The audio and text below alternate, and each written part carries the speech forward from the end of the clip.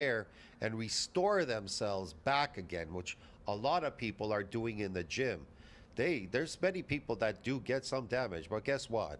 It just keeps repairing itself. Goes back to stage one, back to stage one, back to stage one. They never get a remodeling because they're too stupid to understand what bodybuilding's about. Protein synthesis needs to outpace protein breakdown, otherwise it will repair. Now, if the damage is too minute, it still will just repair without any remodeling. See what I mean? Technicality there. Basic stuff. I'm not saying they didn't use dumbbells and things too here and there, but realistically, those guys had barbells, they had weighted body weight exercises. Go look at what their routines looked like. You start reading through it, you're like... So what if they had any of those things? They would have gotten the look anyways, doing anything, taking steroids. Weighted squat, bench, deadlift, pull-up, overhead press, planes, pull-ups, chip. That look your body gets taking steroids is a byproduct. That's why people like steroids so much, because it gives them this byproduct, this look, and you don't even have to work that hard at it. You don't have to work hard at all to get that look. Ups, dips, some calf, or they did their calves with a barbell half the time, right? They just did barbell calf raises. These guys had just these absolute most basic of equipment, and they had no trouble maximizing muscle growth. And I'm not telling you to disregard these tools. I mean, you literally going to see me using a reverse hyper in here. I own a reverse hyper. I bought one. Okay.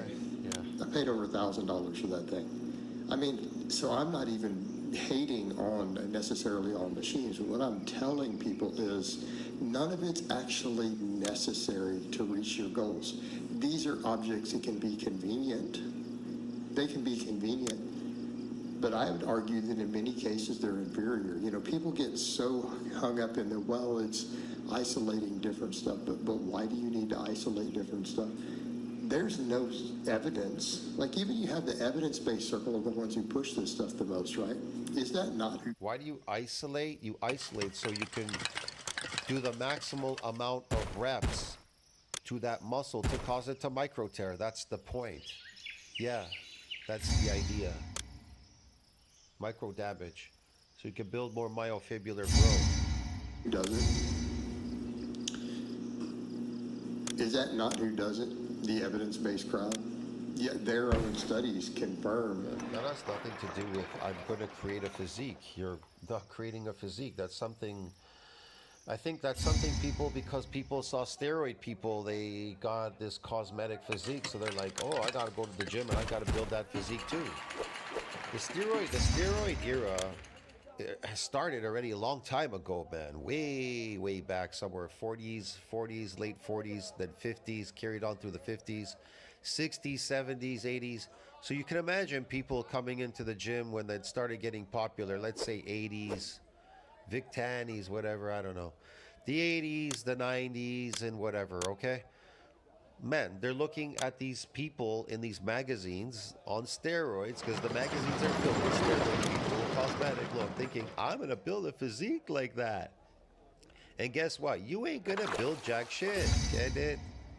You understand me? It ain't going to be a steroid physique. It's going to be whatever that byproduct is of you building muscle, you'll look the way you do. It's based on your genetics, the way you look physically. You understand me? There's nothing you can change about you once you've been created a certain way, okay? Whatever. You're not going to change anything. There's no benefit to isolation or machines or any of that. There's no benefit to isolation or machines or anything like that. There's no benefits. There's benefits in using machines. There's benefits in isolation, okay? When they make the argument, this study showed that they can be equal, that isolation movement can cause just as much muscle in the primary mover as a compound movement. Isolation doesn't create muscle, nor does a compound movement. They don't create muscles. You can create micro tears, doing it several times over and over again to get a micro tear, doing that exercise repetitively, or again, if you don't get micro tears, you have a window for protein breakdown. Yeah. So you're deteriorating faster than you're regenerating if protein synthesis does not exceed protein breakdown. Now, you can protect yourself from this degeneration from doing labor work or laboring in the gym. When protein synthesis outpaces protein breakdown. So how do you do that? Never go fasted exercising to a gym. You've now accelerated the deterioration like this asshole. Get it? He does fasting. He runs fast at this, that, whatever. He's trying to accelerate deterioration. He wants to see how far he could push his body before it drops and dies. Get it? Before it turns into the mummy. You don't want that.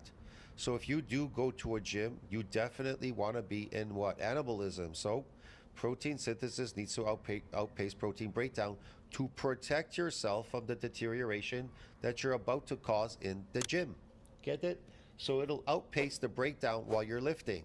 Then when you leave the gym, you need to outpace the breakdown when you're out of the gym. Otherwise, you'll be deteriorating faster than the last time.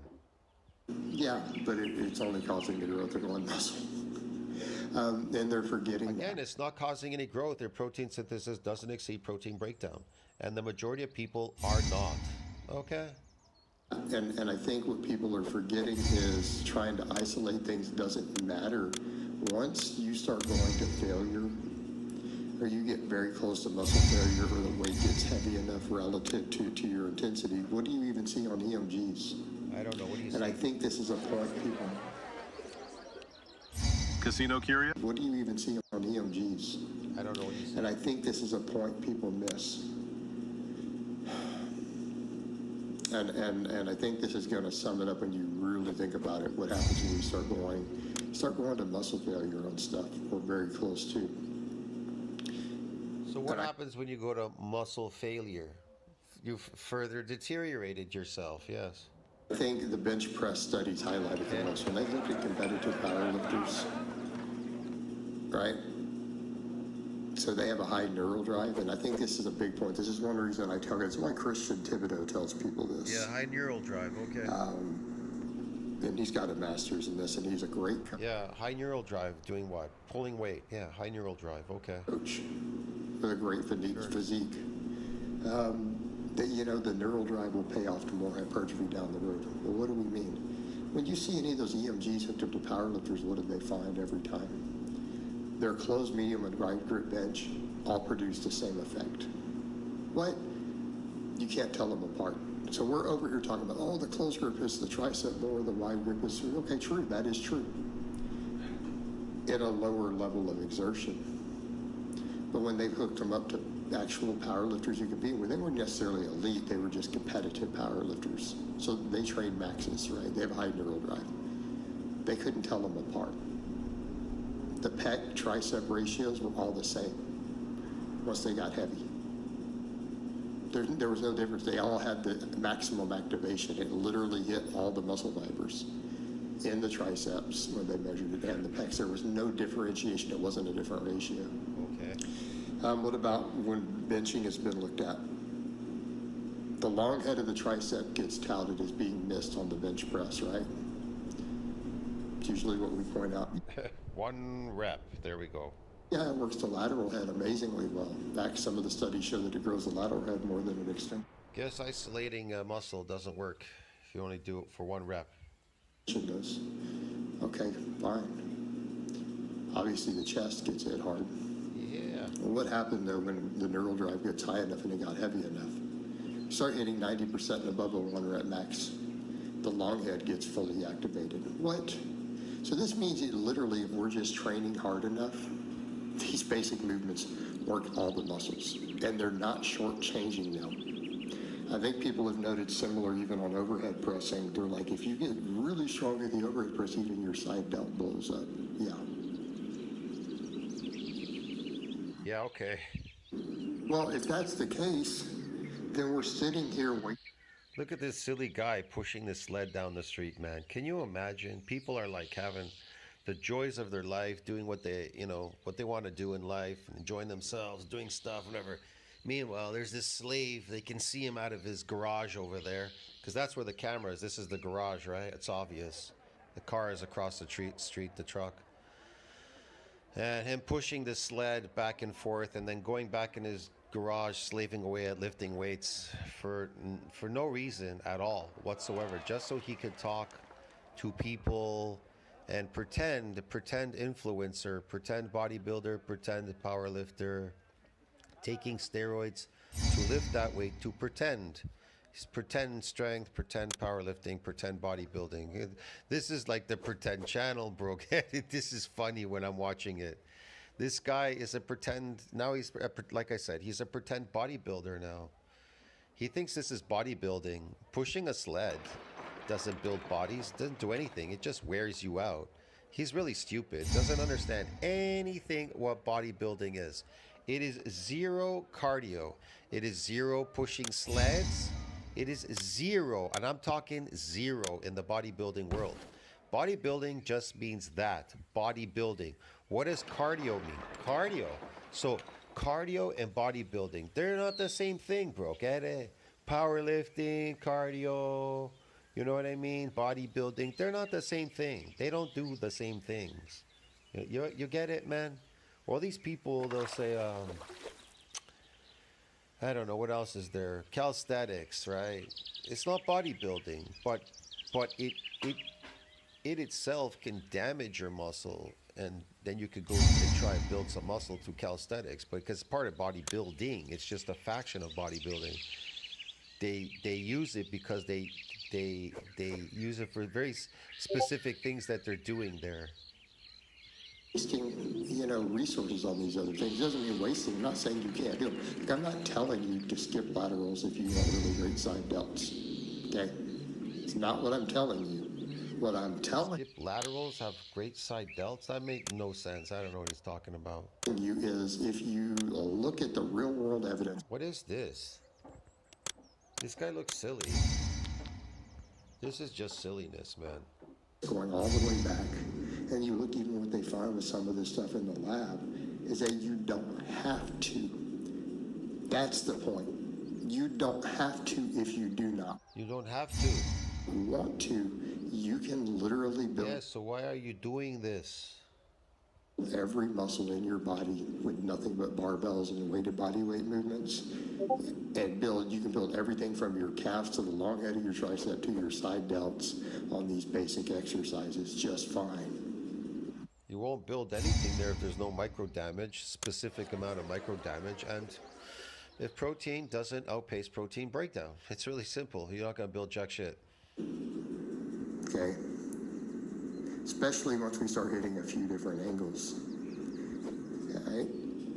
It's a matter of personal. Look, bodybuilding, why the hell would we do all this crazy pushing sled and cardio like him running in the street live right now, spitting?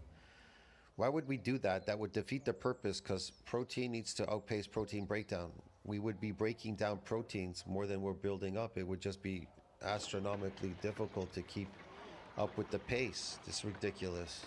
Preference, but it can totally be done.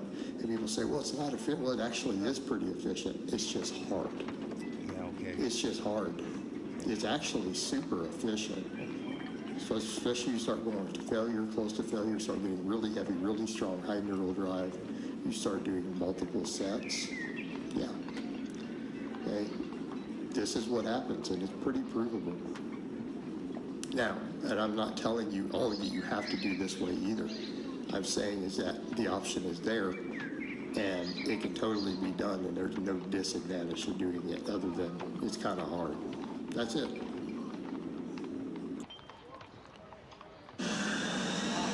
Yep, it's kind of hard. I'll see you in the next one. Ciao, friends.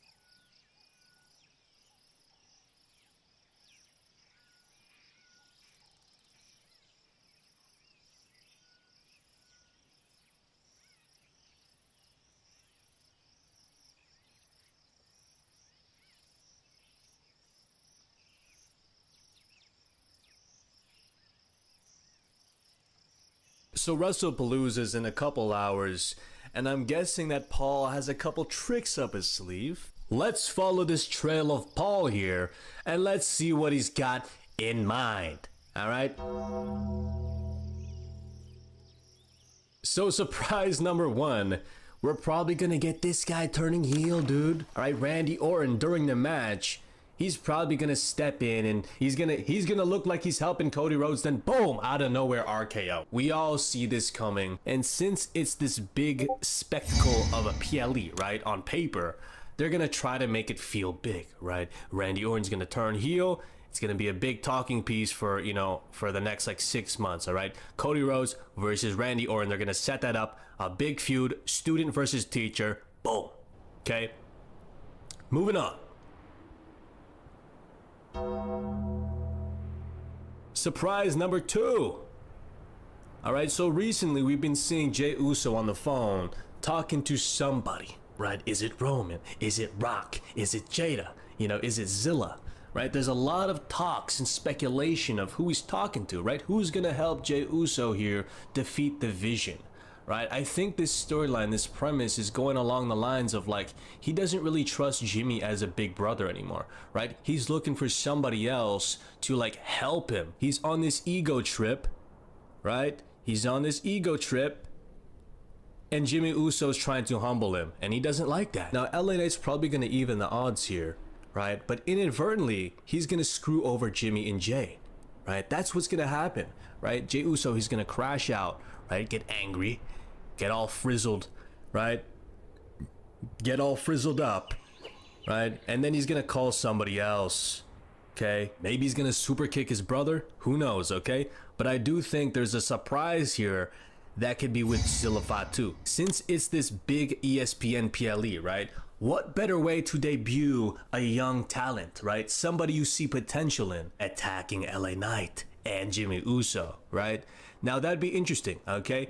Even though I don't like Zilla Fatu, right? Personally, I think visually he looks weak as a character. You know, I think he's just like a cheap knockoff, a little more gentrified version of Jacob. I wouldn't mind somebody young, somebody new in the picture, right? I know he's Samoan, but you know, who cares, man? I just want something new, okay? Moving on. The Rock, of course, the final boss, right? Maybe he's going to interfere, right? Maybe he's going to look for somebody new to take the mantle of the tribal chief, to take the mantle of somebody who's able to sell their soul and to become Rock's champion, right? Maybe Jey Uso's that guy, all right? People talk about his looks and stuff. I think he still looks great. I think he still looks menacing as a character. It's almost like this like old, you know, grizzled mob boss type of character. I think that's cool. I think the final boss character still works, whether if he's skinny or he's fucking jacked, right? It doesn't matter. Okay, moving on. Roman Reigns. Narratively, I don't think this will work. If Roman comes back as a heel out of nowhere, right? Doesn't make sense, man. I think that Roman Reigns, he needs to stay out of the picture. Let Jay shine on his own because, again, they had this tag match where Roman Reigns was basically mentoring him, right? Telling him to fucking, you know, basically to step up, right? That was Roman Reigns, right? He basically caused this ego breakout of Jey Uso, right? Now, it wouldn't make sense for him to come back this early, right? I think tease it a little bit. He's like busy too with Street Fighter, being Akuma, right? So, doesn't matter. Okay, moving on. Now, this is the best option, right? I think Jada Parker, her run on NXT is over, man. Right? She's done everything, right? And honestly, like, I watched a couple of her matches. She's great on the mic, right? As much as I give her shit for, like, you know, being promiscuous with Jey Uso, she can wrestle. She's got the mic work. She can do it.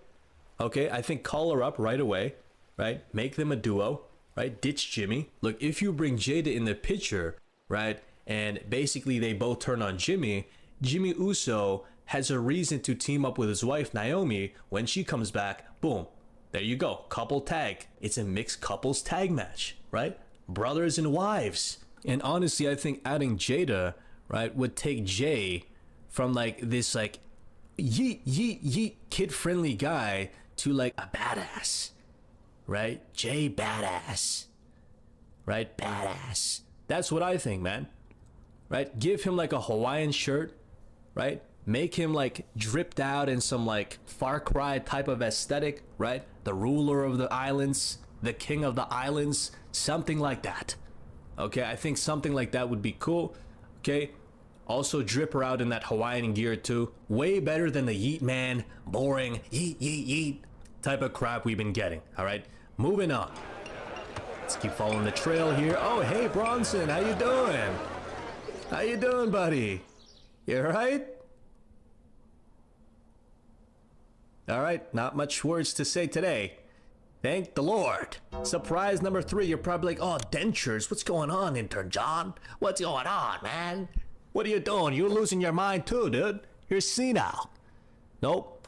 I think Triple H is senile because, look, this is probably what's gonna happen, right? Something big, you know, to debut, right? To make a statement with this ESPN deal, right? I think this is gonna happen, man. All right, either The Rock or Stone Cold are gonna make an appearance, you know, along with like the Saudi hype and all this stuff. I think they're trying to really make a statement with this thing. So again, if they bring back Stone Cold, oh my God, I'm sick and tired of Stone Cold returns, man. All right, it's so cheap, right? As much as I love Stone Cold, I think he's a great character. Okay, he's a legend, obviously one of the GOATs, but bringing him back every single time, right? Every fucking 3-4 PLEs, Jesus Christ, bro. It's so sickening, bro. It feels so cheap and boring. Like, he's been to like the last like 3-4 Manias, bro. The thing with Stone Cold and Kevin Owens, I think they should have feuded, man. Right? Make that like a long-term feud. Right? Can this guy even go anymore? Right? Will his dentures fall out during the match? I don't know. Right? But the fact that he keeps coming back and having these cheap-ass pops, like, I'm sick and tired of it, dude. You guys can get your nostalgia pop, whatever. Okay? I understand. But it's boring. Okay? It's not elevating the WWE forward. It's not. Right? It's just keeping them here. Right? It's just keeping them in this fucking stage. Right? Just nostalgia. Oh my God, he's back. Oh my God. You know? You know, it's just spikes of nostalgia. Right? Boring. Okay? Moving on. Surprise number 4. Man, if Drew McIntyre wins this belt, I'm gonna be so happy because I've been rooting for Drew McIntyre since fucking 2007, dude. Right? Drew McIntyre is one of my favorite wrestlers, and he's one of the first action figures I've ever had, dude. All right? It was like the white and blue Intercontinental WrestleMania, I think like what, 23? Something like that, right? WrestleMania 23, Drew McIntyre, bro. I was a Drew McIntyre simp, dude. All right? I think Drew McIntyre is a great champion, right? Whether he's face, whether he's heel, he can do it all, right? He has that Attitude Era flair to him, right? Now, Drew McIntyre, if he wins cheaply, right? And, you know, Randy Orton, he helps him win. I really hope that Randy Orton and Cody Rhodes, they do their own thing, right? And Drew McIntyre, he does his own thing, right? Most likely that's not gonna happen, right? Because the following PLE after this is Crown Jewel. All right, and what usually happens at Crown Jewel is they just stuff megastars together, trying to please you know who. Okay. Anyways, okay, this is probably gonna happen, right? You got Cody, you got Drew and Randy at Crown Jewel. Okay, October 11th, right? It's in Perth. Right? It's the first PLE outside of Saudi, but still, I think they're trying to please Saudi regardless. Okay? Why? Because look, if this doesn't do well, if Crown Jewel doesn't sell out, bring revenue, right? Saudi's not gonna fuck with that, right? Saudi's gonna be like, oh, we don't want to do that. We don't want to be friends with you. Why did I turn Japanese there? Anyways. Right, Saudi's not gonna like that, right? So why? They want to prove to Saudi, right? Triple H, he wants to prove to Saudi that, you know, he can draw, right? This is a business worth investing in, right? Anyways, these are the surprises that are probably gonna happen. All right. Now, I don't want to see this. To be honest, I don't want to see this triple threat bullshit. To me, it kind of waters down this feud, right? Cody and Randy should have a long-term feud just by themselves. They don't need a championship involved. Right? This is a larger story to tell, right? They don't need this, okay? It's cheap. Now let Drew McIntyre fight somebody else. Feud with somebody else. Okay, who? Honestly, I'm not too sure. Maybe Jacob Fatu, he comes back, right? They've been eyeing each other up and shit. You know, maybe Gunther, he comes back, right? Maybe Gunther, the Gooner, right? Gunther, right? Maybe he comes back. But I think there's a lot of potential here with Drew McIntyre winning this belt, man. It opens new branches of contenders that's interesting for TV. Okay, it's interesting, right? So Fatu, whatever. Okay, Fatu. Okay, Gunther. Who else? Maybe like maybe Seth, right? Maybe he wants to fucking, you know, challenge and get 2 belts, right? Maybe Roman, right? Roman. It could also be Logan. Okay, Logan is probably one of the front runners, one of the people in mind for the WWE Championship. All right, he's that talented, man. So this is probably what's gonna happen, right? You got Seth, you got Fatu, you got Roman, you got Logan. Right? Logan's probably gonna happen first. Roman, when he comes back, probably gonna happen. Fatu, maybe, right? Seth, maybe. Gunther. These 2 are probably gonna happen. Gunther, right? He's been gone. He disappeared. Okay? What better way to reintroduce him into the fucking scene than have him contend? These are my predictions. I think this is what's gonna happen, right? These surprises. Let me know what you guys think in the comments. What do you guys think is gonna happen at WrestlePalooza? All right. So anyways, I appreciate you guys for watching. You guys already know who this is, all right? The high-rise living, work, why, still enter, John, out.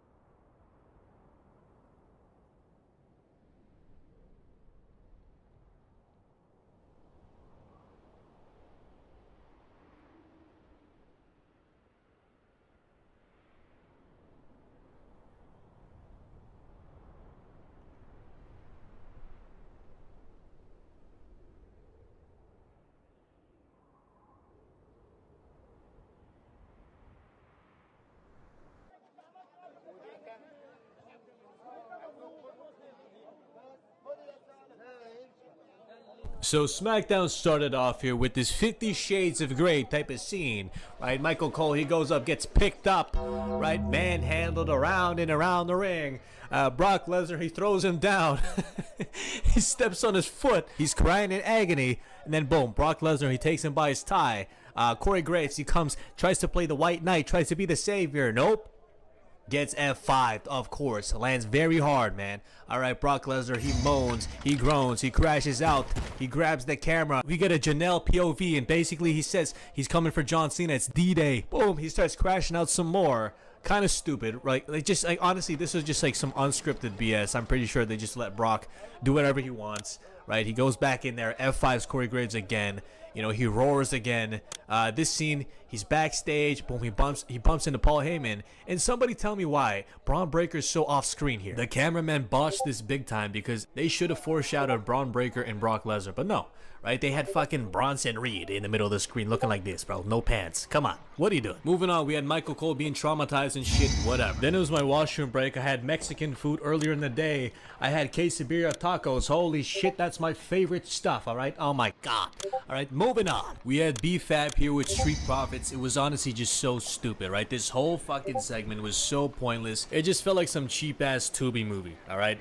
Anyways, we had Bo Wyatt here come out of nowhere, right, and just gaslight him, right? Just try to gaslight his brother, whatever. Okay, Montez Ford, he pushes him against the wall. Boom, Eric Rowan, he hits him with the hammer or some shit. They fall down awkwardly. They stand over. Stupid. Okay, moving on. It was R-Truth, ESPN. Fucking, it was some stupid ad, man. This thing was just so stupid. Angel Garza and whoever this guy is, Los Garza, whatever. Okay, these guys, they're just chilling out at this point. This is the only TV time they can really fucking grant them. It's honestly just so dumb. Next, we had the worst segment of the night. Oh my God, Fraxium, they come out looking like level 1 crooks. They get their ass beat by Braun Breaker and Bronson Reed. And it's just a clusterfuck of spots, bro. Oh my God. What happened to the fucking Fear the Spear Braun Breaker, dude? Alright, they ruined him. They watered his ass down into this stupid fucking group. You have these two creep up like fucking, like, oh my God. Just jobber shit, bro. Look at this shit, dude. He even fucking missed the drop kick, I'm pretty sure, right? Look at this shit. Oh my God. Oh my God. This segment was just a complete fucking clusterfuck. Too many Nick Aldis segments of him coming out. He sets up a tag team match, whatever, okay? Look at this shit here, right?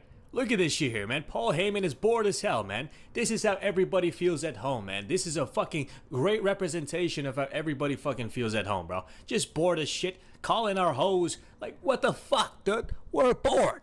All right? Like, Braun Breaker, the fact that he has to try to sell this shit as like a convincing match is just, oh my God, just a disgrace, dude. All right? This spot was decent. What the fuck ever, dude. What the fuck ever. Okay, Bronson Reed, you're a fucking bum, dude. Please stop it. Paul Heyman, he starts to commentate, whatever. He's like, oh, this is the spoiler, whatever. Who cares, bro? All right, this shit was fucking ass, bro. Whatever. We had a Jey Uso and a Jimmy Uso here cut a promo, basically calling them out, right? Oh yeah, we'll see you at WrestlePalooza. Fucking blah blah fucking blah, right? We had Bronson Reed here. What the fuck, bro? His body type looks so unachievable, bro. So round, so rotund, so cutesy.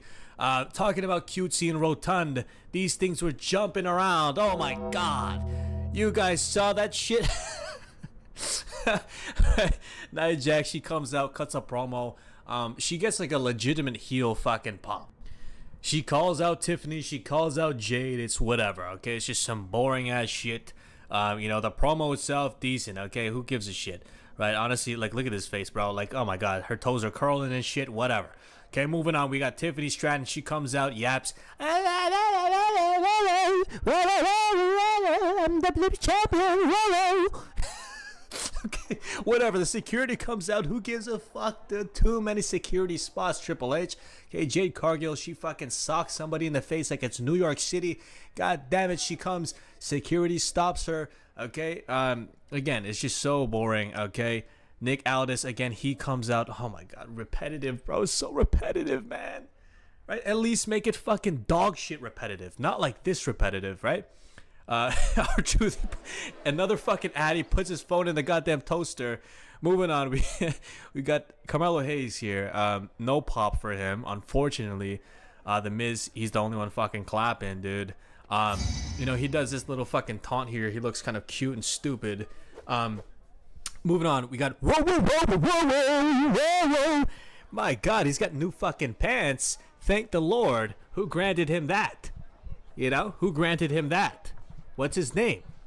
You know, how many atrocities did he fucking commit? I'm joking, okay?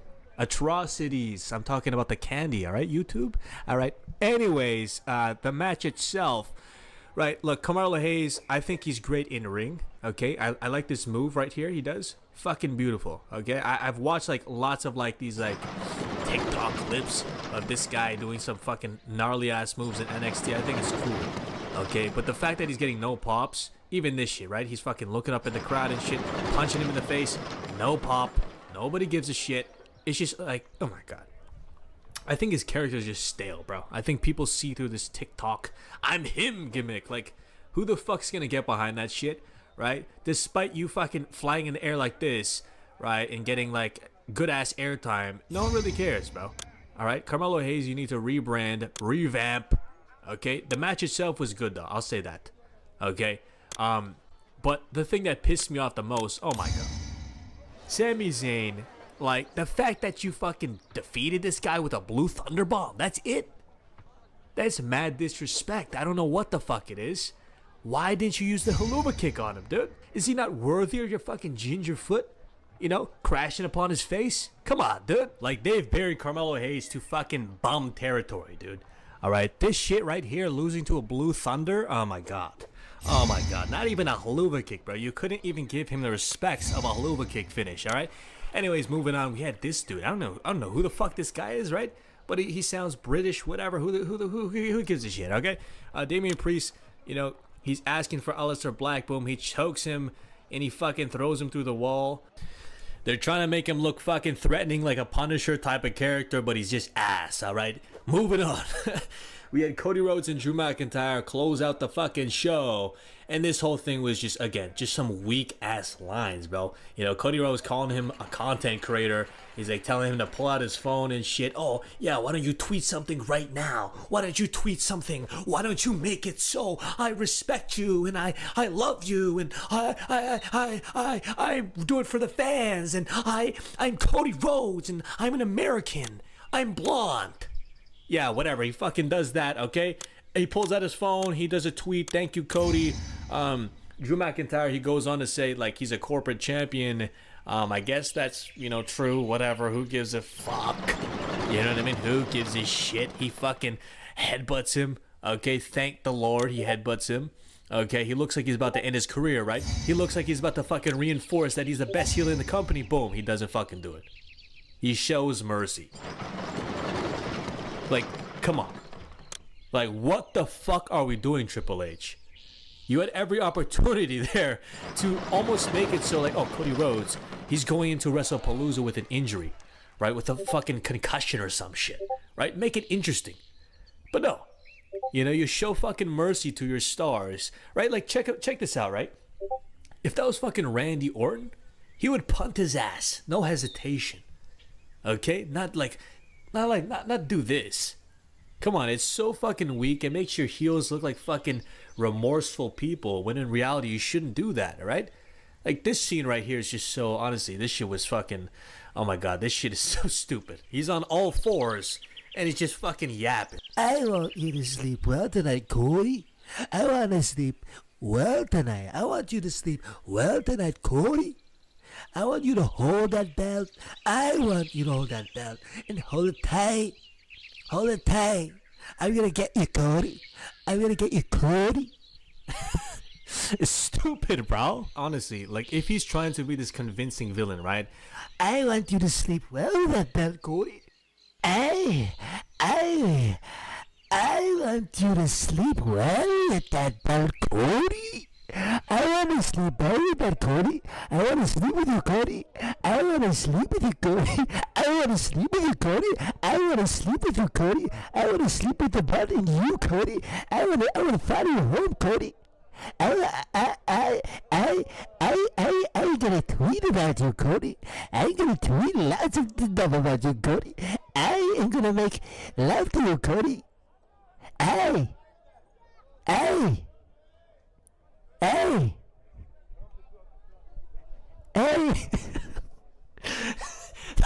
Look, man.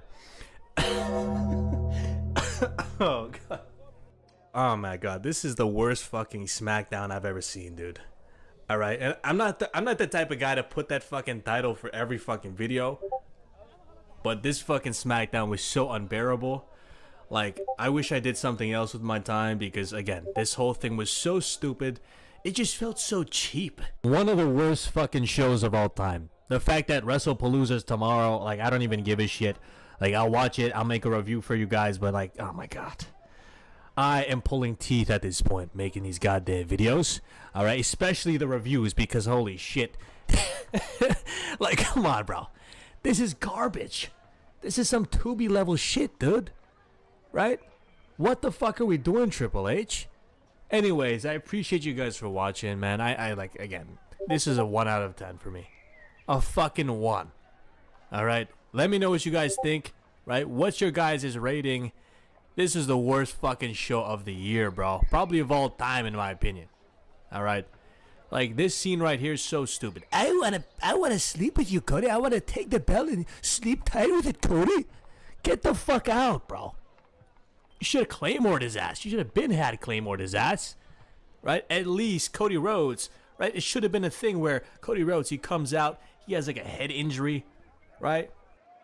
And then it makes the match a little more interesting. Okay, there's this like fucking dynamic here, right? This like factor that he's injured, right? He's going through adversity, right? Which you want him to fucking go through because he's your top guy, he's your face, you know, you want him to be superhero, whatever.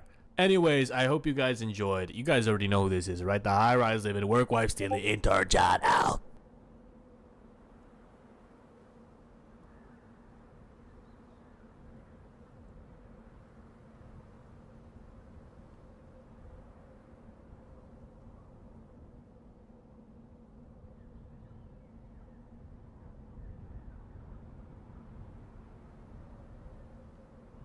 Hey everybody, Marcus Buff Bagwell here.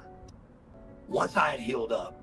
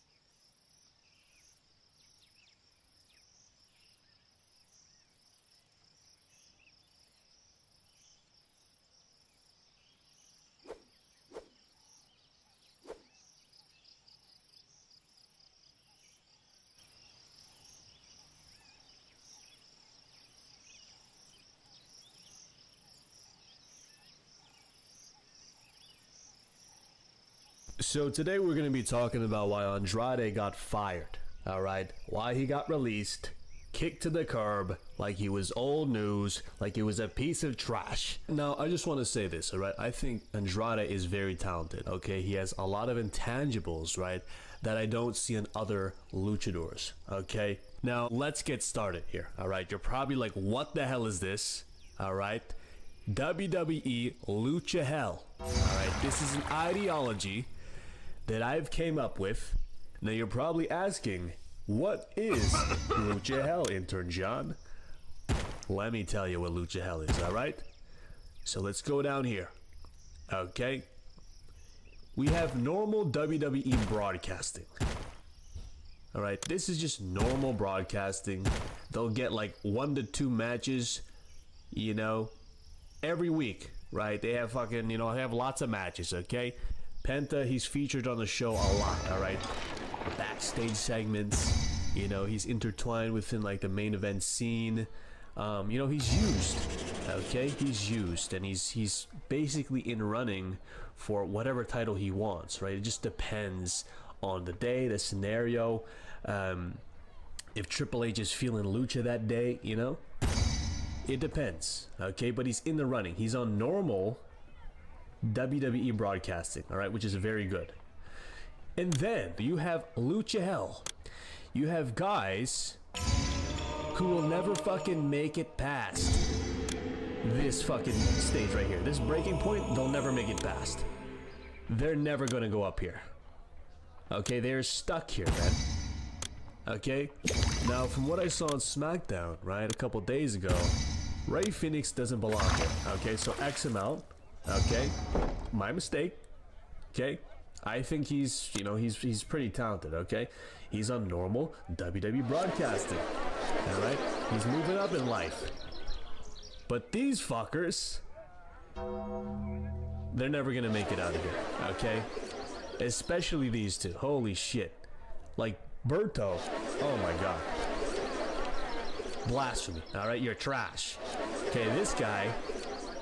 I like Angel Garza. I think he has a lot of potential. Back in COVID, when he had that, you know, Love is Blind, giving roses and strawberry chocolates and shit to people, that was a good gimmick. All right, I like that gimmick on him. I think he should go back to that gimmick. Ditch this fool, please. All right, this fool is an idiot. All right, I don't know why he's still in the fucking WWE. All right, moving on. Santos Escobar, holy shit, he was so close to moving up. Right, making it to fucking normal broadcasting, but no, he didn't. All right, after that Rey Mysterio feud, he just fucking floundered off into the mid-card division. He competed for a couple US titles, and then he fucking fell off the face of the earth. All right, he's never on fucking normal broadcasting. Okay, now we have Dragon Lee. I hear a lot of hype about this guy. Right? Dragon Lee's this, Dragon Lee's that, he's the next Rey Mysterio, just give him time. I do think he's talented in the ring, alright, obviously. A lot of these luchadors are fucking talented. However, okay, his character is presented in a way where it's just like very happy babyface. It's just like blase blah, happy Mexican guy flipping around. Alright, that is Dragon Lee, okay? Now, look, I've seen some clips on fucking New Japan. He looks amazing, right? I think he has an edge to him, a swagger about him, right? With WWE, he's just a fucking Kalisto 2.0. All right, moving on. We have these guys. I'm pretty sure this is Joaquin Wilde, and I don't know what the fuck this guy's name is, right? I just know this guy's Filipino. You know, good for him. See some Filipino representation. But this guy's a jobber, okay? This guy looks like a star, right? He kind of looks like some fucking Walking Dead character. You know, he has that evil type of face. This guy, it doesn't really stand out in terms of like his facial expressions. Like his normal facial expression right here just doesn't stand out, right? Like you can see automatically these guys have a fucking gaping difference of who has personality and who's just fucking, you know, just here. You know what I'm saying? So fuck off this guy. Get this guy off the roster. Okay? Keep this guy. Okay? Joaquin, you're cool. All right? Now, moving on. Now, this is in the pits of fucking Lucha Hell, right? You have none other than this guy, Richard. Okay, if you guys know, he's like a mass, you know, serial K. All right, unaliver. All right, he's one of those guys. Okay, you're probably like, what the fuck is Great Khali doing in here? What did he do to the Lucha fucking generation? What did he do to the Lucha demographic? This guy ruined childhoods, man. Ruined childhoods. All right. Ruined, motherfucker. I remember being like, what, fucking, I don't know, like 4, 5 or some shit, and I see fucking this guy squeezing Rey Mysterio's head on fucking live television. You gotta be kidding me, bro. How can you do that to my fucking hero, dude? I have not forgiven you. All right, so you're here in Lucha Hell, okay? Now, will anybody be fucking testing you in Lucha Hell, right? Trying to fight you in Lucha Hell? I don't know, all right? I don't know if this guy can fucking beat him. You know what I'm saying? Shit, his chest is wide as fuck. Holy shit. Jesus. All right, look at the width on this guy. All right. I don't know why his nipples are so close. Anyways, moving on. We have, we're going lower now in Lucha Hell, right? This is like almost purgatory level, all right? We're going down. We have this fucking guy, Matt Cardona. All right, Matt Cardona, he likes it in Lucha Hell, right? He likes it down there, all right? Why? Because he can flounder off with fucking, you know, 16 other belts, you know, be the champion of this organization, be the champion of this org, basically win everybody over in the indies, okay? He likes it, okay? As much as he's, you know, fucking getting pulled down by these combatants here, he's fucking smiling, all right? He's smiling, all right? So moving on. Now this is where Andrade is, all right? Bingo Hell Purgatory, all right? This guy is forever in some bingo hell fucking shit, bro, right? I think right now he's in such a weird spot because he's came back to the WWE like multiple times, right? He's had this like repackaged feel to him, right? Like 3-4 times, and it just never worked for this guy. You know, now look, I'm not gonna just be so pessimistic and say, oh, you know, this guy's forever in bingo hell. No, right? I'm gonna give you some solutions, all right, on how to repackage Andrade, because right now, this current state, this current Andrade, right, this El Idolo Andrade, right, he wears that stupid mask, right? However, this, you know, his mask is fucking stupid as hell. It's like some gas mask. He's got holes here and shit. Like, I don't think that does anything for him, right? And I'll explain that a little more, all right? Quickly, I'm gonna go over a couple of statistics, okay? Just to, you know, really get this ideology through your heads, all right? Now, check this out, all right? Over 50% of lucha people in the WWE have no charisma. They have no charisma. More than fucking 50 have no goddamn charisma. Now, I'm not saying that they don't have it in general. I'm sure they have it, right? They've, you know, they're fucking wildly successful, right? But Triple H, he does not allow that charisma to shine, all right? And I think character-wise, Triple H doesn't know what to fucking do with these guys, all right? So they just flip, and what do? They smile. Flip and smile, motherfucker. All right, that's the formula of all these guys, all right? Now, moving on here. Check this skill chart out, all right? Flips and shit. These guys are fucking great, all right? Great attires. Holy shit, these attires are like to die for, man. Whoever's like designing these attires, right? If I was like a wrestler, I would go straight to them. I'd be like, yo, fucking drip me out in some cool ass lucha shit. You know, make me look fucking cool, bro. All right, I like the way they look. All right, especially Rey Fenix. Last night, those pants, Jesus Christ, beautiful, right? These like nobody can ever fucking argue the tires. Nobody can fucking argue this shit. All right, they look great. Right, Penta looks great. Rey Fenix looks great. Dragon Lee too. Fuck that little flap on his shit. I think it's stupid personally. Right, but I guess it's just like that's his thing, right? And I respect it, right? It's cool. All right. Moving on. Good matches. We already know good matches. Holy shit, I fucking botched that. Good matches. We know. I keep botching this shit, bro. Get the fuck in the box. Jeez. All right, but look, see? Good matches. These guys put on fucking bangers all the time, right? Ray Phoenix versus Sami Zayn. Holy shit, that was a great match. All right, I watched it back just for like the entertainment aspect. I was like, yo, this is amazing, right? Moving on. Great tag partner. Okay, these guys are reliable. You know, they play their role. All right, a lot of these lucha guys, you just look at it historically, right? Eddie Guerrero, Rey Mysterio, Deuce and Domino. I'm pretty sure those guys are like Mexican, right? LWO, right? All these fuckers, right? Even like Super Crazy, right? Psychosis, right? These guys, they played a great tag partner role, okay? Mexicool. Believe it or not, those guys were like my first action figure, and I fell in love with like lucha wrestling, and you know, we just went through the fucking rabbit hole through them, right?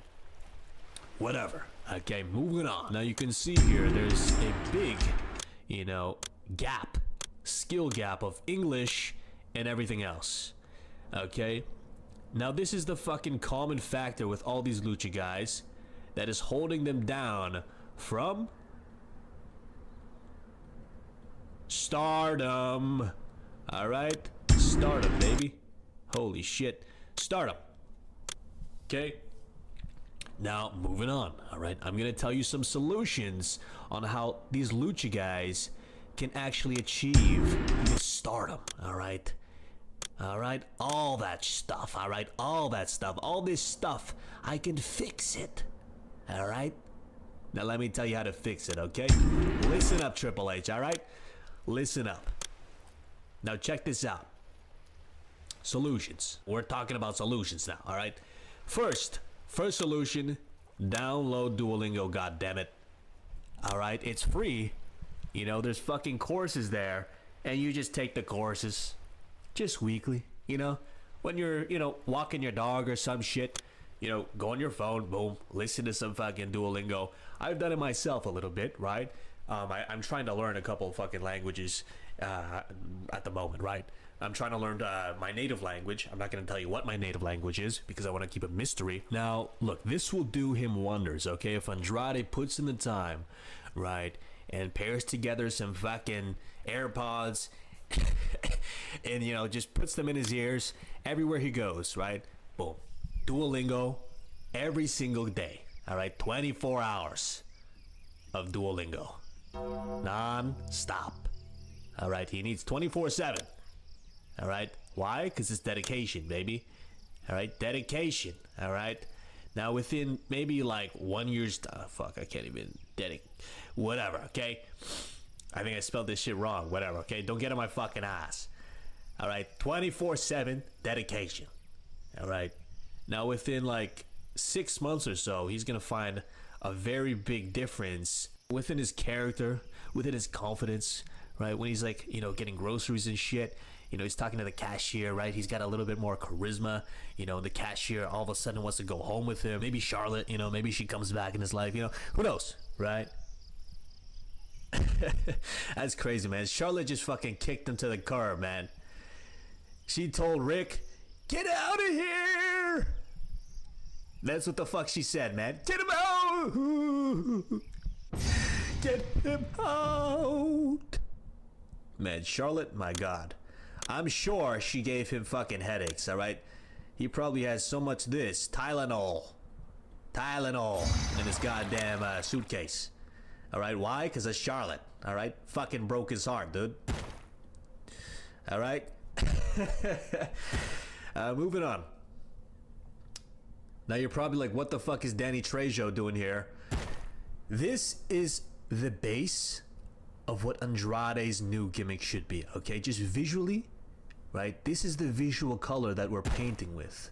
A tattooed, you know, fucking gritty type of wrestler here, right? And that's the thing. He needs tattoos, right? Andrade, he has this similar build, right? Just like very wide, you know, build. He needs to have tattoos to fill that fucking canvas, right? Now, it doesn't have to be exactly this, but I do think it should have some sort of Jesus piece, some sort of Mexican, you know, callbacks, you know, some cultural heritage here that is flowing through his fucking veins, right? He needs this shit, all right? This is already gonna make him a bigger fucking star than what the fuck he is right now, all right? It's gonna help, right? Big time, right? Visually, this will do a lot for Andrade, okay? Especially as he's getting older, right? Danny Trejo, his badassery, right, has never gone down. It's never diminished, right? It's never depreciated. He's always been badass. All right? Right? Come on. I think we can all agree that he's a badass, okay? Doesn't matter if he's 70, doesn't matter if he's 60, right? Now, even on a young man, this would look great, but he's a fucking badass, okay? Badass. B, motherfucker. All right, now, again, these are tropes that he should have within his new character, okay? Coming back to the WWE, he needs to adopt this first, all right? But again, he can't get here without this. He needs to have the Duolingo first, all right? To build up that confidence to boom, to be over here, all right? Now we can talk to the tattoo artist. Now we can talk to all these people and be like, I want this. I want this, you know, in a very detailed manner. They have to take advantage of like the liberty they have as wrestlers to come up with the gimmick. All right, repackage themselves, right? A lot of these guys, they just don't fucking repackage, dude. If you want me to be honest, like even Dolph Ziggler, he's not repackaged. He's just Dolph. That's why it feels old, right? Nobody gives a fuck. Okay, moving on. Tuco Salamanca. We all know this fucking guy is iconic. We all know this fucking guy is iconic, okay? He's scary. He has an edge to him. His eyes, right? His eyes, they tell you that he's a bad man. All right? Even his shoes. I forgot to put a picture of his shoes, but they look something like this, right? Just like very fucking sharp viper skin shoes, right? That is badassery. Right, Andrade, he needs to have those shoes, okay? This all ties together to his rebranding, right? This is his long-term solution, okay? Now, he also needs to get this fucking shape up here, right? Get his hairline looking all nice, okay? None of that long hair shit. Why? Because this, right, this means you're a fucking warrior. All right? You give no fucks, dude. Holy shit, can I spell warrior? All right, this is what you want. Warrior, motherfucker. All right, you want unhinged. All right? Unhinged, motherfucker. You want that shit. Okay, these are all tropes that he needs to lean into, but he won't get there without this. He needs this first to get to here. Boom, you know, talk to the fucking tattoo artist. I want this one. I want this one, man. Boom, you get these fucking tats. Badass, all right? Instant visual badass. Okay, now you want tropes, right? You want characters, you want traits and values. You go Tuco. You want this guy, unhinged warrior, fucking killer. All right, that's what you want. All right, look at his eyes, man. That's a killer. All right, that's scary. All right, if you guys watch Breaking Bad, one of my favorite shows of all time, due to just like the fucking characters, how well it's written, you know, the cinematography, all that jargon. Very good character. Okay, Tuco's cool. He should adopt the tropes of Tuco, right? Now that is visual identity, right? Over here, visual identity. Over here, this is inner identity, okay? Now moving on. This is where he's at right now. He's a idolo. He's putting on this mask, just looking off in the distance, doesn't know why the fuck he's here. You know, this little slit on his eyebrow is alright, right? Gives him a little bit of a bad boy, edgy look, right? I've done that myself a couple times, right? Now these little fucking dots, I don't know why they're there, okay, but it looks stupid. It looks like fucking polka dots, dude. Alright, you're not a polka dot guy. Okay? Now, again, this whole getup here with Idolo, it looked cool on paper, right? But for, like, the main audience, right, this fucking guy, who just cares about cheeseburgers and you know, entertainment, right? He doesn't give a fuck. He doesn't know what the fuck you're doing with this mask. He doesn't give a shit. Let me make this marker bigger, right? Same with this fucker guy. Same with this guy. He doesn't care. These guys don't know what's going on, all right? They don't know what's going on. These guys can't interpret you in like a very basic way, which you have to, right? You have to have an instant identity. This is not an instant identity. You know, this is very confusing. It's a clusterfuck of just like I idolo. You know what I'm saying? It appeals to the hardcore fan base. Okay, which is not all that bad. But if you want to come back to the WWE, right, make the big bucks, right, win the fucking big chips, right? You want to win the fucking main title, right? WWE championships, world heavyweight championships. You know, you want to compete with the very best of the business. Then you have to scrap this whole fucking thing here. All right, stop it. All right, now this is the real identity that he should have. Boom. Shave your fucking head. All right, grow out your beard. Tattoo your body, right? Get jacked, right? That's the visual identity. And then you have, again, these two henchmen, right? Tuco's cousins, right? Type of guys, right? Not exactly, obviously, right? He needs two fucking guys like this that are big, right, and look just so intimidating to the fact that it's like, oh fuck, you can't mess with this guy, right? This guy's like a gang leader, dude. You know, some fucking mafia, some fucking you know, cartel type of shit. You know, that is the type of gimmick that he needs to lean into. These are the visual. This is the visual that needs to be seen right away. All right, a tattooed, buzz-cutted badass with two fucking henchmen. Now you can go to NXT. I picked out some people, right? I'll put them up on the screen right here in post. But Bronco Lima and that other guy, right? I don't even know his name, but Bronco Lima and that other guy would be fucking great in accompanying Andrade, all right, on his return, okay? Right, they're young stars. They get their shine. And there you go, right? You book them as fucking powerhouses, right? They fit the bill too. They're huge, dude. All right. Don't let them talk though. All right. Like I don't want to see them fucking acting like Jey Uso and shit. Yeet, and like acting all, you know, like all gangster and stuff. Fuck that, right? Make these guys silent as fuck. Just mute them. All right. Why? It adds aura, draws more attention to Andrade. Okay, now why it's needed? Why? Now you're probably, why, Enter John? Why? Why? He can flip around and do El Idolo all day and fucking be a star. Yeah, he's gonna come back, dude. You're delusional. Okay, you're probably a neckbeard. All right. Now check this out. All right, why it's needed? Fear. Okay, from the visual identity I just showed you, who the fuck do you fear more? Him or him? Okay? Any man would choose him. Any girl would choose this guy. All right? Any guy, any girl would want to sleep with this guy. Why? Because he has edge, baby. And that's what you need to be a star in this goddamn business. You need some sort of edge. Why do you think Cody Rhodes, he came back with a fucking neck tattoo? Why?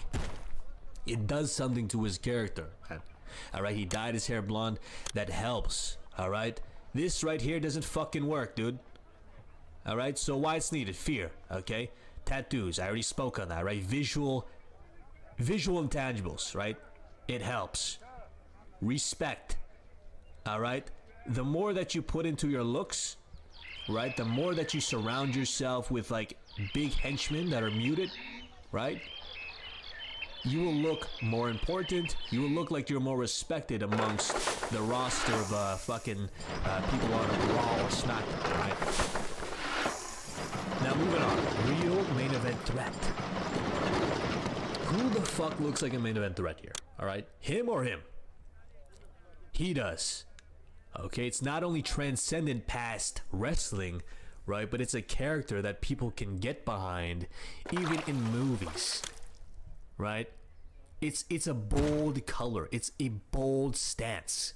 Here, He's not bold. He looks very unsure of himself. He's just looking off into the fucking crowd. Come on, dude. He needs to have a piercing fucking look in his eyes, dude.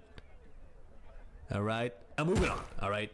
Now this gimmick, alright? Triple H, if you fucking steal this gimmick, or, you know, somebody else steals this gimmick on the indies, I'm suing you. Alright? I'm gonna find you. I have a great lawyer. I'm gonna sue your ass, alright? Check this out. His gimmick should be the mask collector. Alright? Somebody who just goes around, you know, and he's basically coming back to the WWE, right? He's targeting all these luchadors. He's targeting all these people who got pushed. The Rey Fenixes, the Pentas, the Dragon Lees, right? All these people, even like the Joaquin Wilds, all these people, right? You just see them disappear, right? Throughout every Raw, you see them disappear. You see them get attacked backstage, right? Who the fuck is that? You know? Just imagine the visual, right? You see Dragon Lee on the floor, no mask. Obviously, he's covering his face, right? He's just, oh man, what's going on? You know, all the security's like, what's going on? Oh, you know, nobody knows who the fuck this mystery attacker is. Nobody does. Okay? Now, again, you do that with Dragon Lee, you do that with Penta, right? You do that with a lot of these lucha guys, okay? Until Rey Mysterio, right? He puts his fucking foot down and he's like, I'm not gonna deal with this shit anymore. I'm gonna hunt down who this person is. He's taken all the masks of these luchadors, right? And it's disrespectful. It's disrespectful to the business, right? So boom, there's a segment now with Rey Mysterio. He comes out, right, in the middle of that goddamn ring on like a SmackDown, right? And he's asking, who's doing this? Who's doing all this stuff, right? Who's disrespecting the heritage, you know, the culture of luchadors? This is beyond disrespectful, you know, all that stuff, right? Boom. We have a fucking, you know, some sort of like you know, speech, right? Some dark ass speech. In Spanish, we have some like dark ass speech, right? It's like la la la la la, I don't know, whatever. You just see this graphic of like masks, right? Just getting dragged along the fucking floor, right? All tied to something, right? And you see this fucking guy, right, in a blazer, right? No shirt under his blazer, tattooed. The camera pans up, and who the fuck is that? Andrade. Andrade, baby. Alright? Now again, tropes of a gang leader, MS-13. This guy should have tropes of a gang leader, but he is the mask collector. Okay, you see how I'm tying both of these together, right? Mask collector. I'll say it again. Mask collector. Trademark, baby. WWE, hit me up, man. Alright, I can give you the whole fucking breakdown on how I would do this. But this is basically, you know, a gimmick that has never been done. Mask collector. Alright. Now, how I would debut him, right, in the WWE is exactly like that. Or not debut, but like how I would book his return would be exactly like that. It would not only bring him superstar appeal, but a new identity. All right, Andrade, before you see him, he's like, oh, you see him before, you know, he's not the type of guy to do a mystery attack. He's not the type of guy to jump somebody. But no, he is, motherfucker. He will do that, right? He will play dirty. He will get what he wants. That's wrestling. Mask collector, man. Book it, Triple H. Please book it. Right? If it's not Andrade, give it to somebody else. You know? I don't know who, but just please, bro. Please. Please. Alright? WWE, you have my fucking blessing, dude. I just want to see good wrestling, dude. Alright? But just know, it's from your boy, Intern John. Alright? Anyways, I appreciate you guys for watching. Right? I hope you guys enjoyed this video. This is more of like a breakdown video presentation. If you guys want more of this shit, you know, I love this type of video style. But yeah, all right, I appreciate you guys for watching. You guys already know who this is, right? The high rise living, work wife stealing fucking turn. Ja. Ow.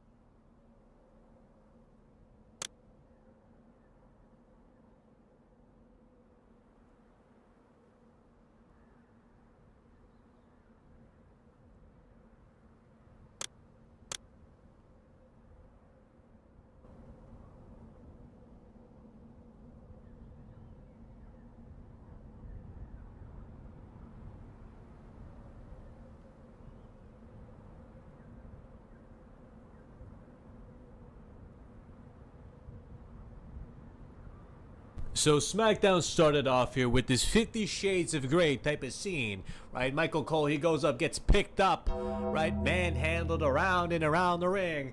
Brock Lesnar, he throws him down. He steps on his foot. He's crying in agony. And then boom, Brock Lesnar, he takes him by his tie. Corey Graves, he comes, tries to play the White Knight, tries to be the savior. Nope. Gets F5'd, of course. Lands very hard, man.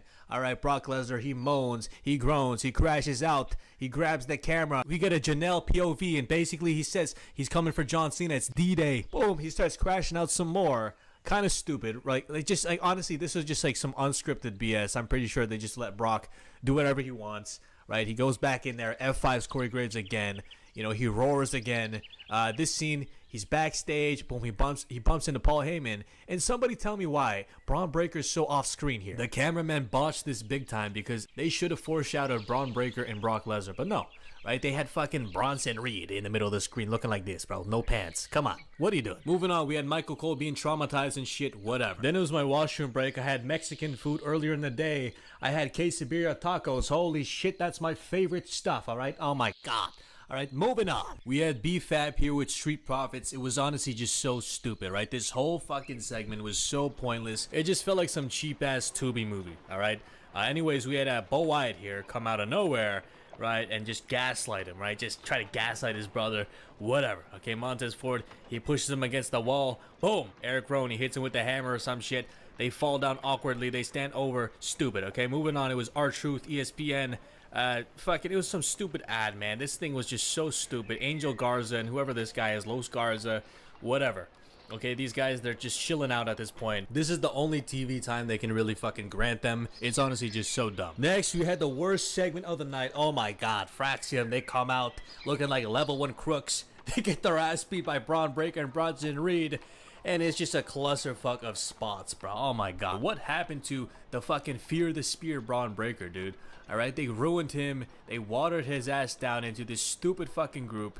You have these two creep up like fucking, like, oh my God. Just jobber shit, bro. Look at this shit, dude. He even fucking missed the drop kick, I'm pretty sure, right? Look at this shit. Oh my God. Oh my God. This segment was just a complete fucking clusterfuck. Too many Nick Aldis segments of him coming out. He sets up a tag team match, whatever, okay? Look at this shit here, right? Look at this shit here, man. Paul Heyman is bored as hell, man. This is how everybody feels at home, man. This is a fucking great representation of how everybody fucking feels at home, bro. Just bored as shit. Calling our hoes. Like, what the fuck, dude? We're bored. Alright? Like, Braun Breaker, the fact that he has to try to sell this shit as like a convincing match is just, oh my God, just a disgrace, dude. Alright? This spot was decent. What the fuck ever, dude. What the fuck ever, okay? Bronson Reed, you're a fucking bum, dude. Please stop it. Paul Heyman, he starts to commentate, whatever. He's like, oh, this is the spoiler, whatever. Who cares, bro? All right, this shit was fucking ass, bro. Whatever. We had a Jey Uso and a Jimmy Uso here cut a promo, basically calling them out, right? Oh yeah, we'll see you at WrestlePalooza. Fucking blah blah fucking blah. Right? We had Bronson Reed here. What the fuck, bro? His body type looks so unachievable, bro. So round, so rotund, so cutesy. Talking about cutesy and rotund, these things were jumping around. Oh my god, you guys saw that shit? Nia Jax, she comes out, cuts a promo. She gets like a legitimate heel fucking pop. She calls out Tiffany, she calls out Jade, it's whatever, okay? It's just some boring ass shit. You know, the promo itself, decent, okay? Who gives a shit, right? Honestly, like, look at his face, bro. Like, oh my god, her toes are curling and shit, whatever. Okay, moving on, we got Tiffany Stratton, she comes out, yaps. I'm the champion, okay, whatever. The security comes out. Who gives a fuck? Dude, too many security spots. Triple H. Okay, Jade Cargill. She fucking socks somebody in the face like it's New York City. God damn it, she comes. Security stops her. Okay. Again, it's just so boring. Okay. Nick Aldis again. He comes out. Oh my god, repetitive, bro. So repetitive, man. Right? At least make it fucking dog shit repetitive, not like this repetitive, right? R-Truth, another fucking addy puts his phone in the goddamn toaster. Moving on, we got Carmelo Hayes here. No pop for him, unfortunately. The Miz, he's the only one fucking clapping, dude. You know, he does this little fucking taunt here. He looks kind of cute and stupid. Moving on, we got whoa, whoa, whoa, whoa, whoa, whoa. My God, he's got new fucking pants. Thank the Lord. Who granted him that? You know, who granted him that? What's his name? You know? How many atrocities did he fucking commit? I'm joking, okay? Atrocities. I'm talking about the candy, all right, YouTube? All right. Anyways, the match itself, right? Look, Carmelo Hayes, I think he's great in ring, okay? I like this move right here he does. Fucking beautiful, okay? I've watched, like, lots of, like, these, like, TikTok clips of this guy doing some fucking gnarly-ass moves in NXT. I think it's cool. Okay, but the fact that he's getting no pops, even this shit, right? He's fucking looking up at the crowd and shit, punching him in the face, no pop, nobody gives a shit. It's just like, oh my god. I think his character is just stale, bro. I think people see through this TikTok, I'm him gimmick. Like, who the fuck's gonna get behind that shit, right? Despite you fucking flying in the air like this, right, and getting like good ass airtime, no one really cares. Alright, Carmelo Hayes, you need to rebrand, revamp. Okay, the match itself was good though, I'll say that. Okay, but the thing that pissed me off the most, oh my god, Sami Zayn, like the fact that you fucking defeated this guy with a blue thunder bomb, that's it. That's mad disrespect. I don't know what the fuck it is. Why didn't you use the haluva kick on him, dude? Is he not worthy of your fucking ginger foot? You know, crashing upon his face? Come on, dude. Like, they've buried Carmelo Hayes to fucking bum territory, dude. Alright, this shit right here, losing to a blue thunder? Oh my god. Oh my god. Not even a haluva kick, bro. You couldn't even give him the respects of a haluva kick finish, alright? Anyways, moving on, we had this dude. I don't know who the fuck this guy is, right? But he sounds British, whatever. Who gives a shit, okay? Damian Priest, you know, he's asking for Aleister Black. Boom, he chokes him, and he fucking throws him through the wall. They're trying to make him look fucking threatening like a Punisher type of character, but he's just ass, alright? Moving on. We had Cody Rhodes and Drew McIntyre close out the fucking show. And this whole thing was just, again, just some weak-ass lines, bro. You know, Cody Rhodes calling him a content creator. He's like telling him to pull out his phone and shit. Oh, yeah, why don't you tweet something right now? Why don't you tweet something? Why don't you make it so I respect you and I love you and I do it for the fans and I'm Cody Rhodes and I'm an American. I'm blonde. Yeah, whatever. He fucking does that, okay? He pulls out his phone. He does a tweet. Thank you, Cody. Drew McIntyre, he goes on to say, like, he's a corporate champion. I guess that's, you know, true. Whatever. Who gives a fuck? You know what I mean? Who gives a shit? He fucking headbutts him. Okay, thank the Lord he headbutts him. Okay, he looks like he's about to end his career, right? He looks like he's about to fucking reinforce that he's the best heel in the company. Boom, he doesn't fucking do it. He shows mercy. Like, come on. Like, what the fuck are we doing, Triple H? You had every opportunity there to almost make it so like, oh, Cody Rhodes, he's going into WrestlePalooza with an injury, right? With a fucking concussion or some shit, right? Make it interesting. But no, you know, you show fucking mercy to your stars, right? Like, check this out, right? If that was fucking Randy Orton, he would punt his ass, no hesitation. Okay, not do this. Come on, it's so fucking weak. It makes your heels look like fucking remorseful people when in reality you shouldn't do that, right? Like this scene right here is just so, honestly, this shit was fucking, oh my god, this shit is so stupid. He's on all fours and he's just fucking yapping. I want you to sleep well tonight, Cody. I want to sleep well tonight. I want you to sleep well tonight, Cody. I want you to hold that belt. I want you to hold that belt and hold it tight. Hold it tight. I'm gonna get you, Cody. I'm gonna get you, Cody. It's stupid, bro. Honestly, like if he's trying to be this convincing villain, right? I want you to sleep well with that belt, Cody. I want you to sleep well with that belt, Cody. I want to sleep well with that, Cody. I want to sleep with you, Cody. I want to sleep with you, Cody. I want to sleep with you, Cody. I want to sleep with you, Cody. I want to sleep with the belt in you, Cody. I want to follow you home, Cody. I gonna tweet about you, Cody. I'm gonna tweet lots of stuff about you, Cody. I am gonna make love to you, Cody. Hey.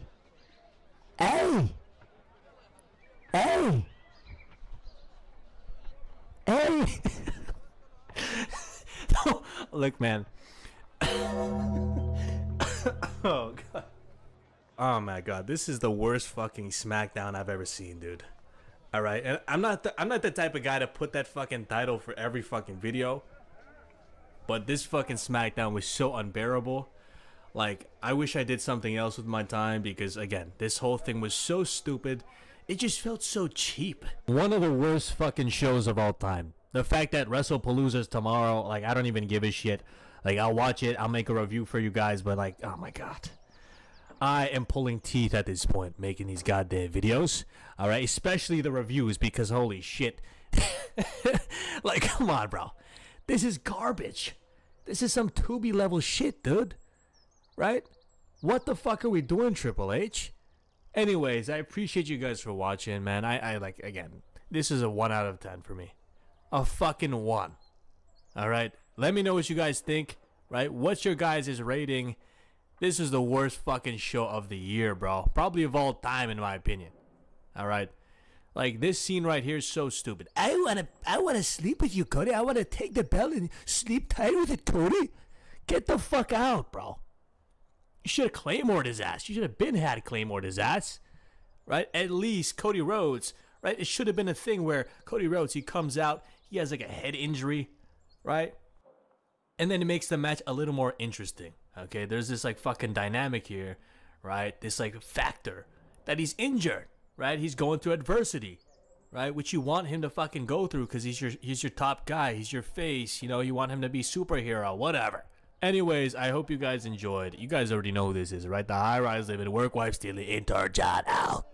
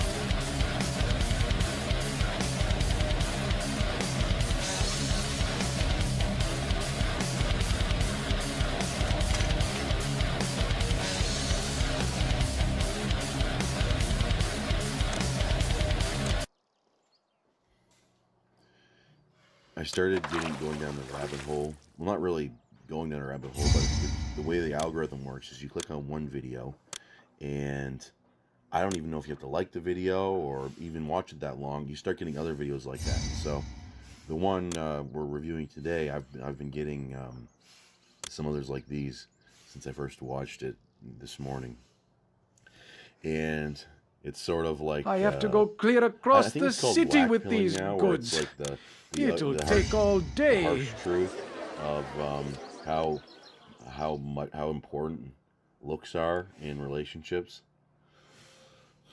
That might be a little overstated, and although now it's more shifted towards the face, okay, but that's a lot harder to affect without surgery, and then obviously you got hair.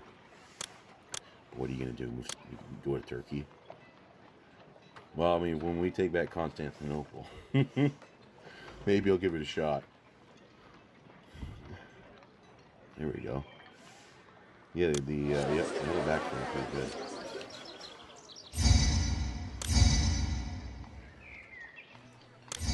Alright. I just had a hell of a breakfast. I went Samayev mode. Well, it's Samayev light. I had 2 bowls of Fruit Loops. And, you know, I got skim milk in the 3 baggers. And if you're not from Canada, the 3 baggers thing, they just only have those here. Only Canadians are stupid enough to think that isn't stupid. It's 4 liters of milk between 3 bags, and then you put the bag inside of this like carafe, and then you snip off the thing of it, and then you pour that into whatever. Anyways, 4 liters of skim milk, $6.25. That's pretty good. Because the 2-liter ones, they charge you like $5.50 for that.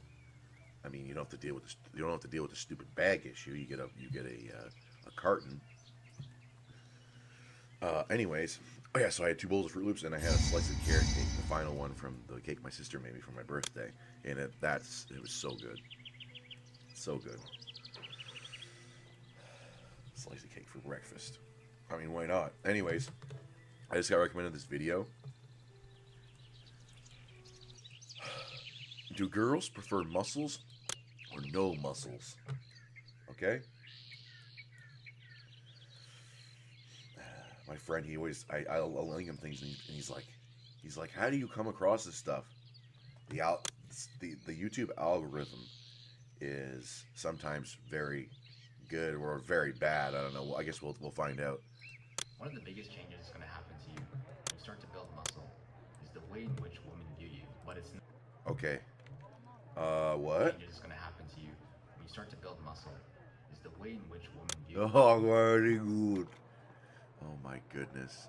I saw this the study that they did, and in online dating, women find Indian males the least attractive, and Indian females also they find the Indian males the least attractive out of everybody.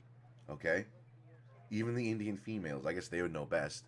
Not that that's obviously true, because I mean, as a fellow Indian, I take great offense to that.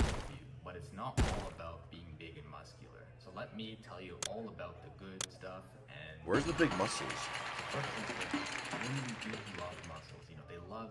You know, if I'm at a party, if I'm going outside. Who's that guy? Clubbing or hanging.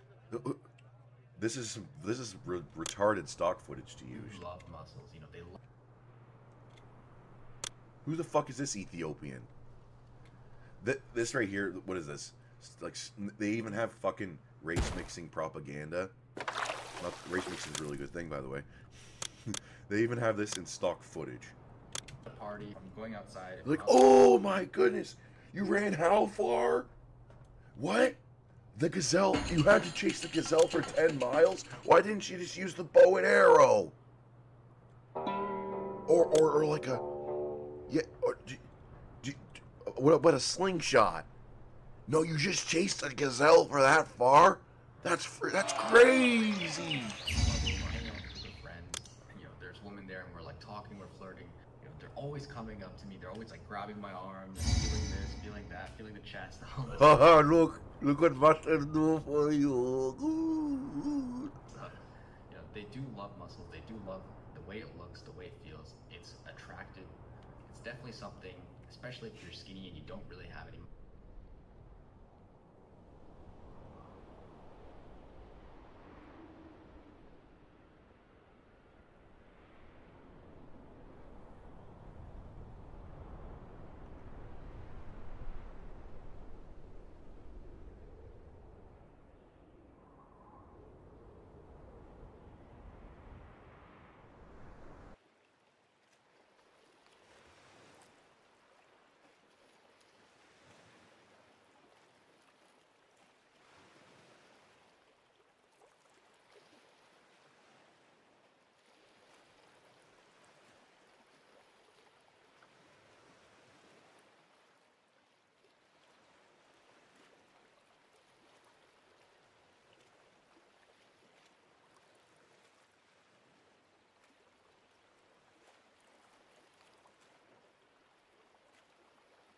So it's definitely something that's going to level you up in that sense. They're definitely going to be more. Oh my goodness, this guy's so small.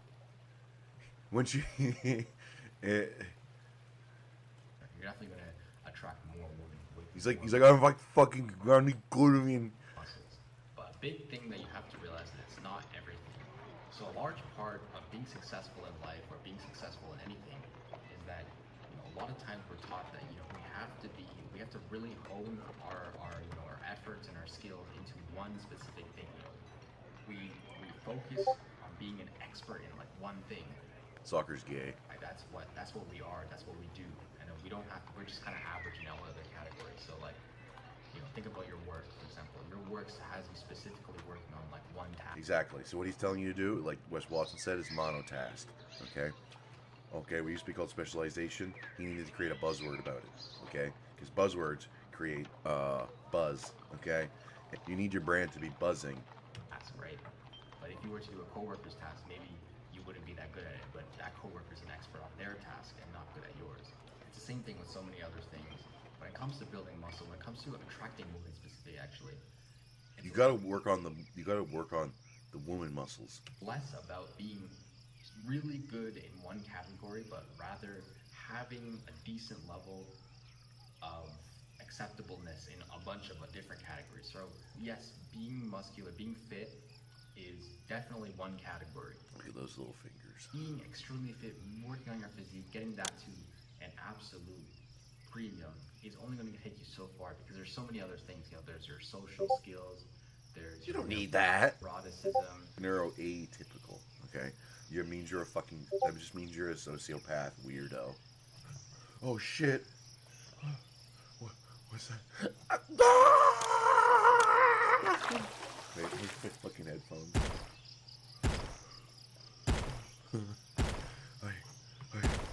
People with anxiety problems. You hear about this? I mean, everybody knows about this. These people that are on like anxiety meds. It's like, so your technique for dealing with the stresses of the world that I guess the humans, any human being, any species, any creature has been dealing with for thousands of years. Your thing to do is to block that out by like numbing your senses. The way you speak, there's just like a bunch of things, like your overall vibe, like the kind of energy that you bring when you show up to a conversation, talking to them, the way you look at them, the way you smile. You know, a lot of this stuff is like old school red pill stuff, but it does really matter though, trust me. Small things always add up. And so while you're building muscle and hitting the gym is definitely going to increase your attraction with women. Don't stop the progress there. Like me, let it open the floodgates. Let that be the stepping stone into. Dude. Okay. Okay, so writing this down. Social skills, workout. Don't be autistic. Then you get a hot Indian chick. Okay. Such as your social skills, such as, you know, your fashion, your grooming, and hell yes. That gazelle had no chance. Your confidence, and all of these things, when you put them together, that's what's going to get you into the position where you're going to be, you know, attracting an abundance of women. Let me give you a counterexample. Abundance of women. So wherever I tend to go, I tend to usually be like, you know, the most physically fit, like, you know, best physique. Yeah. But if you're around Indians. It's not always the case. There's times where I go out and I don't have the best physique. You know, there's somebody who has a better. There's somebody that has been working out for like 7 months instead of me, which has been about 6 months. Physique, more shredded, he has more muscle, he's taller, whatever, and he's not fucking Indian. Those guys, a lot of the time, even though those guys have a better physique than me, they're not getting more girls than me, just because of the fact that they lack the social skills. They don't have the balls to, you know, talk to girls. They don't have the confidence, the charisma to sit in an uncomfortable. Who even wants to talk to most girls? Sometimes it can be awkward. Sometimes it can be awkwardly Like, funny. you know, these guys, it's like, you gotta chat these girls up. You see some girl with a nose ring. You see her, she's got like tattoos and shit on her arms, and it's like, oh, some guys, it's just like they see it, and it's like they talk about being fucking autistic or single-minded on something. They have to talk to these women. That's like some of these guys. It's like they can't. It's like give up the opportunity. To me, it's just like I don't want anything to do with women like that. There's all kinds of situations. You gotta be open to that kind of experience. You gotta be open to that kind of risk. And so there's a lot of things at play. What I will say though is that improving your physique will definitely make you stand out. It'll definitely get eyes on you. That's a big. Where's the? It was like Here we go. Do is they avoid bulking, and so what the actual. Oh, he's doing his T-bars. Dude. 205 pounds, but I was never like really that fat. This guy's in Canada. And so yes, obviously at some point if you do. Let's check out more of his stuff. Cut back down. Skinny to less skinny. Hamza? Oh, here we go. Thailand. Yep. Dude. Hell yeah, I'm gonna go up and I'm gonna fucking spin my wheels. What do they call it? I'm gonna rizz up. It used to be back when I was in high school, people called it wheels, okay? Now it's called, I'm gonna go rizz up these fucking prostitutes. Okay, where are they? Here we go. Workout time. I still wanted to do like. This is jacked. This is jacked. I mean, if this is jacked, what the hell does that make me? So I'm here on the leg extension. The leg extension, I like to call this the testosterone machine because you can just literally feel like how testosterone came from, like when you push yourself really hard on it, like the burn, when you push yourself through the burn. This is the machine that tests your metal. Okay? METTLE. I think that's right. Alright, it's a test of the will. And testosterone and willpower go hand in hand. But my typical structure for a day now would be like, it's about 7 exercises, 3 to 4 upper body, 3 to 4 lower body. For upper body, I usually do 1 back, 1 chest, 1 shoulders, and then maybe 1 more other exercise if I really feel like doing it. Maybe a shoulder accessory, maybe another back movement. And then for lower body, I'll typically do another 3 or 4 exercises. You know, I'll do squats, deadlifts, extensions, leg curls. So, leg extensions are the testosterone machine and not squats. Okay? Focus up. Listen, I'll do. Yeah, you gotta focus up. Mini laterals. You just hold it like that. That's called isometric. Okay. So, it's just good for the knee, right? I mean, if you have knee pain, whatever it's called. Athlete's knee. Yeah. You get that. You get it pressed up because it moves upward. It's kind of like hot air. It eventually gets up to the knee. You don't want it to go up to the hip. I've had it in my shoulder. Over to that pain. Oh, here we go. Oh my god, this grip. This fucking grip.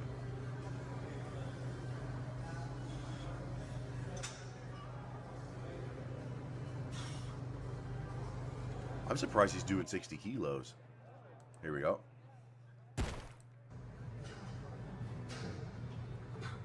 Other than the grip, he's got pretty good form.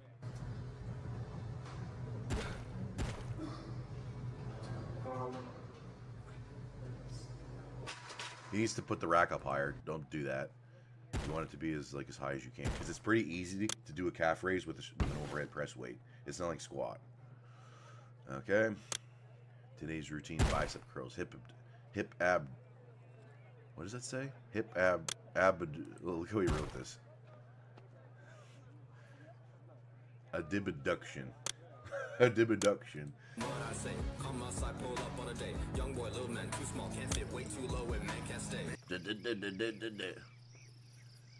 Okay. When's he gonna go hang out with the ladies?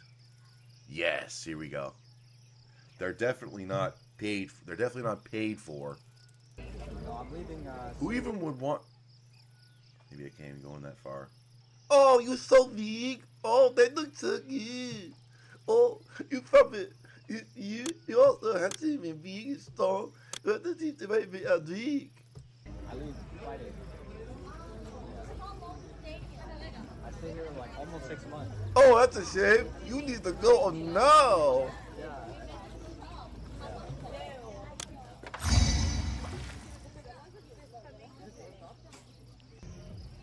Here we go. Oh, good. What is this thing? You pull up this some guy comment. He's like, "You go to Thailand, you're gonna have the time of your life." I don't want it. Yeah, hang with these guys. Fuck. Never mind.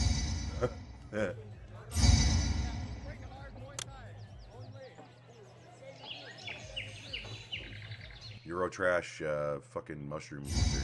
Okay, here we go. Oh, that I call that one right there.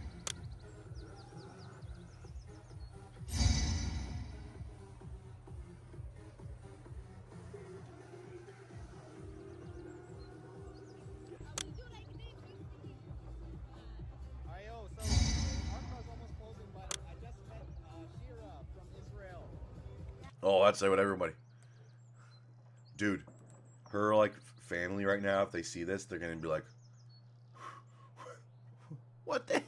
I don't even know. I can't even do an Israeli accent.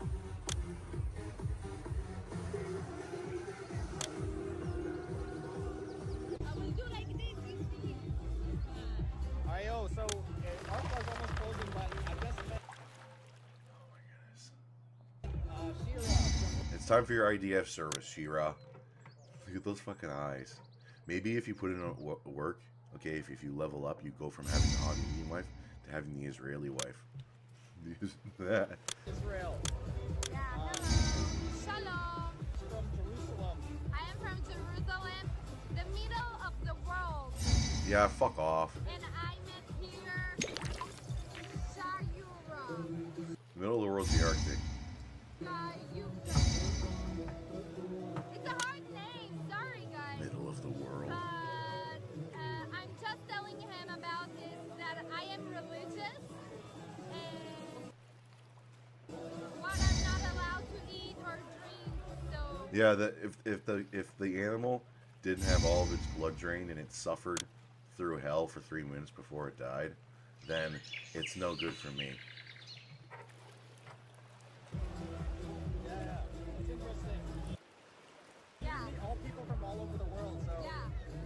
And if it's some other sort of product, there has to be some like greasy, some like grease blood drained and it suffered through hell for 3 People from all over the world, so and if it's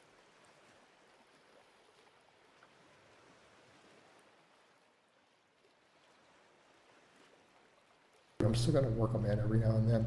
So today it was just back squats, deficit deadlifts. All right, that 455 felt pretty good. And I just stuck at the bottom. All right, I just stuck at the bottom. It's like, okay, so that's so much for squatting for this week.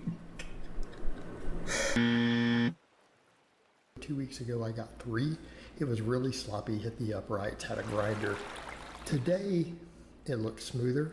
First rep was a little slower than I'd like. You know, had a good pause, touched right, but notice the second rep is faster. Third rep, nice and clean. I felt like if I went for a 4th rep, it would be really grindy. And overall, pretty happy with it because last week, you know, we've lifted the heaviest we've done in a while on flat bench and incline. So I'll take that win, right? Had a really good set of workouts last week, but I also trained 6 days, did a lot of fasted cardio. So again, sometimes we gotta watch the stuff and manage our fatigue.